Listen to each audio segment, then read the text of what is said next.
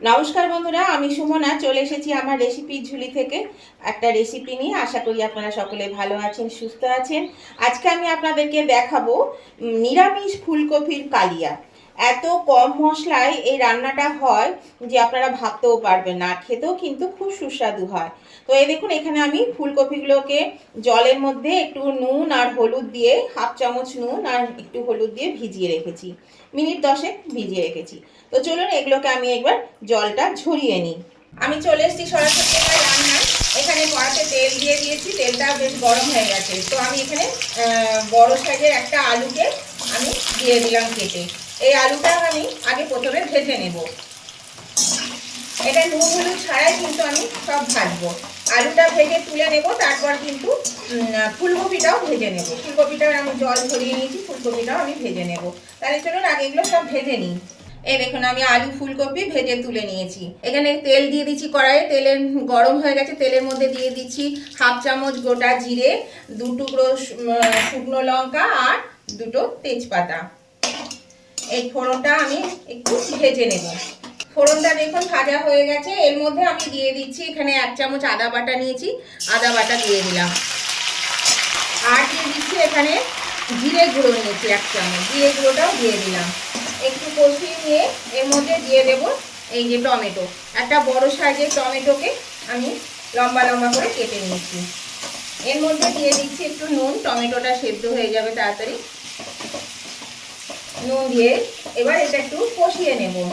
টমেটোটা একটু সিদ্ধ হোক, আমি একটু ঢাকা দিয়ে দিই। ঢাকা দিয়ে টমেটোটা সেদ্ধ করে নিই। ঢাকাটা খুলে দিলাম আমি। এবার দেখুন টমেটোগুলো কিন্তু সেদ্ধ হয়ে গেছে। এর মধ্যে আমি দিয়ে দিচ্ছি দই। এখানে প্রায় 100 গ্রাম মতো দই আছে। এই দইটা আমি দিয়ে দিলাম। মানে আপনারা কফি যেরকম নেবেন, বড় ছোট পরিমাণটা বুঝে দইটা দিতে হবে। দইটা দিয়েও আমি এবার একটু নাড়াচাড়া করে নিচ্ছি। আর এই সময় আঁচটাকে কিন্তু একদম কমিয়ে দিতে হবে, কারণ নালে দইটা কিন্তু ফেটে যাওয়ার সম্ভাবনা থাকে। তো এবার আমি এর মধ্যে দেখুন এই যে ভেজে রাখা ফুলকপি আর আলু দিয়ে ভালো করে কষিয়ে নেব। আমি ফুলকপি আলুগুলো সব দিয়ে দিলাম। আর দিয়ে দিচ্ছি পরিমাণ মতো নুন। আগে দেওয়া আছে, কপি ভেজানো ছিল তখন দেওয়া ছিল, আর টমেটো সেদ্ধ করার সময় তখন আমি দিয়েছি। আর এখানে দিয়ে দিচ্ছি হলুদ। এগুলো দিয়ে আমি এবার একটু ভালো করে কষিয়ে নিই। আমাকে দেখতে হবে আর একটু নুন বা হলুদ লাগবে কিনা। এরকম বন্ধুরা, আমি কিন্তু এটাকে একটু ভালো করে একটু কষিয়ে নিচ্ছি। এবার আমি এর মধ্যে দিয়ে দেব একটু ঝাল অনুযায়ী কাঁচা লঙ্কা কুচি করে নিয়েছি। এই কাঁচা লঙ্কা কুচিটা আমি দিয়ে দেবো এর মধ্যে।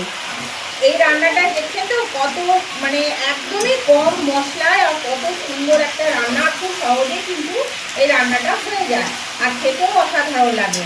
আর এটা কিন্তু আপনারা ভাত বলুন, রুটি, পরোটা, লাচ্ছা পরোটা সবের সঙ্গে খেতে পারবেন। খেতে খুব সুস্বাদু হয় এই নিরামিষ ফুলকপি কালিয়া। যদি কোনোদিন না খেয়েছেন তাহলে অবশ্যই কিন্তু একবার করে খান, দেখুন খেলেই বুঝতে পারবে কতটা সুন্দর। আর নতুন বন্ধু যারা আমার চ্যানেলে নতুন ভিজিট করছে তাদের কাছে আমার অনুরোধ, আমার চ্যানেলটা যদি এখনো সাবস্ক্রাইব করে না থাকে তাহলে অবশ্যই কিন্তু আমার চ্যানেলটা সাবস্ক্রাইব করে আমার পাশে থাকবে। আর পাশে থাকা বেলটা অবশ্যই ক্লিক করে দেবেন। তাহলে আমি যখনই নতুন নতুন ভিডিও আপলোড করবো সাথে সাথে নোটিফিকেশন আপনাদের মোবাইলে পৌঁছে যাবে। আর সবার আগে আপনারা আমার ভিডিও দেখতে পাবেন। আর আমার উভয় বন্ধুদেরকেই বলছি, আজকের রেসিপিটা যদি আপনাদের পছন্দ হয়ে থাকে তাহলে দেখতে দেখতে যদি একটা লাইক দিতে ভুলে গিয়ে থাকে, প্লিজ একটু লাইক বাটনটা প্রেস করে দেবেন। আপনাদের একটা লাইক আমাকে এগিয়ে নিয়ে যেতে অনেকটা সাহায্য করে।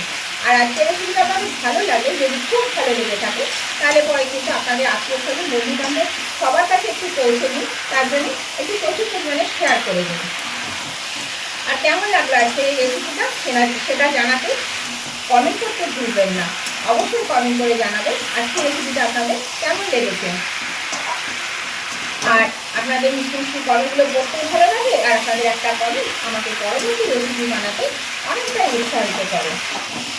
এই দেখুন বন্ধুরা, এটা কিন্তু বেশ ভালো করে আমি কষিয়ে নিলাম। এবার আমি এর মধ্যে দিয়ে দিচ্ছি জল। এই জলটা দেখছেন তো লাল। আপনারা ভাবছেন জলটা কেন লাল, আমি বলি এই জলটা কেন লাল। আমি টমেটো চাটনি করেছিলাম, তো টমেটোগুলোকে কাটার পরে আমি ভালো করে ধুয়ে নিই, বীজগুলোকে বার করে ফেলি। তারপর আমি চাটনি করি। এই চাটনি রেসিপি আমার চ্যানেলে দেওয়া আছে, আপনারা অবশ্যই কিন্তু দেখে নেবেন। সেই জলটা আমি ফেলি না, আমি পরে যে রান্না করি সেই রান্নার মধ্যে দিয়ে দিই, তাহলে এই যে রসগুলো বেরোয় টমেটোর, সেই টমেটোর স্বাদটা থাকে, সেই জন্য এটা খেতেও বেশ ভালো লাগে। সেই জন্য আমি জলটা একদমই ফেলি না। তো দেখুন এখানে আমি জল দিয়ে দিলাম, এবার আমি এটা ঢাকা দিয়ে দেবো আর সামান্য একটু জল দেব। এবার আমি এটা নেড়ে চেড়ে ঢাকা দিয়ে দিচ্ছি। 10 মিনিটের জন্য আমি ঢাকাটা দিয়ে দিলাম। 10 মিনিট পরে আমি ফিরে আসবো, ততক্ষণ এটা সেদ্ধ হোক। আমি 10 মিনিট পরে ফিরে এলাম, ঢাকাটা আমি খুলে দিচ্ছি। এবার কিন্তু গ্যাসটা আঁচ বাড়িয়ে দিলাম। তো দেখুন এগুলো কিন্তু মাঝে আমি দুবার নেড়ে দিয়েছিলাম, আর আলু ফুলকপি সব সেদ্ধ হয়ে গেছে। এই যে আলু সেদ্ধ হয়ে গেছে, ফুলকপিও সেদ্ধ হয়ে গেছে। এই দেখুন ফুলকপি সিদ্ধ হয়ে গেছে।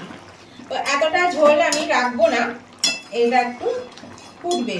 আর তার আগে আমি দিয়ে দিচ্ছি এখানে স্বাদ অনুযায়ী একটু চিনি।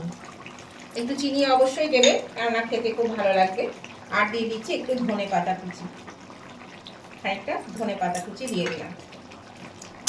এবার এটা দিয়ে আমি একটু ফোটাবো, 3-4 মিনিট ফোটাবো, একটু জলটা কমে যাবে। তাহলে দেখুন কত সহজে কত তাড়াতাড়ি কিন্তু ফুলকপির এই কালিয়াটা হয়ে গেল। এই দেখুন বন্ধুরা, গ্রেভিটা কিন্তু অনেকটা কমে গেছে। আমি এইটুকু গ্রেভি রাখবো, তাহলে মানে আলু আছে নাহলে টেনে নেবে, এইটুকু আমার থাকবে। তো এবার আমি এর মধ্যে দিয়ে দিচ্ছি একটু গরম মশলা গুঁড়ো। আপনারা যেমন খাবেন সেই অনুযায়ী একটু গরম মশলা গুঁড়ো দিয়ে দেবেন। গরম মশলাটা দিয়ে দিলাম। এবার আমি এটা একটু ভালো করে নেড়ে নেব, নেড়ে নিয়ে আমি এটা তুলে নেব। তবে বেশি নাড়া যাবে না, কপিগুলো কিন্তু সেদ্ধ হয়ে গেছে, একদম মানে ভেঙে যাবে। গ্যাসটা আমি অফ করে দিচ্ছি। এবার আমি এটা তুলে নিচ্ছি। এই দেখুন বন্ধুরা, আমি নামিয়ে নিয়েছি। আর এরকম নিরামিষ ফুলকপির কালিয়া যদি আপনারা খেয়ে না থাকেন, তাহলে অবশ্যই কিন্তু একবার বানিয়ে খাবেন, দেখবেন খুব ভালো লাগে। আর এটা বললামই, ভাত, রুটি, পরোটা, লাচ্ছা পরোটা, যে কোনো পরোটার সঙ্গে এটা খাওয়া যায়। আর খেতে কিন্তু দারুণ হয়, খেতে খুবই ভালো লাগে। তাহলে অবশ্যই চেষ্টা করবেন একবার এখনও ফুলকপি থাকতে থাকতে বানিয়ে খাবার। আজকের রেসিপিটা যদি আপনাদের ভালো লেগে থাকে, তাহলে উভয় বন্ধুরা লাইক, শেয়ার, কমেন্ট করতে ভুলবেন না। আর নতুন বন্ধুরা অবশ্যই কিন্তু আমার চ্যানেলটা সাবস্ক্রাইব করে আমার পাশে থাকবেন, আর পাশে থাকা বেলটা অবশ্যই ক্লিক করে দেবেন। তাহলে আজকের মতন আমি ভিডিওটা এখানেই শেষ করছি। আবার আমি নতুন ধরনের নতুন কোনো ভিডিও নিয়ে চলে আসবো। ততদিন আপনারা ভালো থাকুন, সুস্থ থাকুন। Tata, bye bye.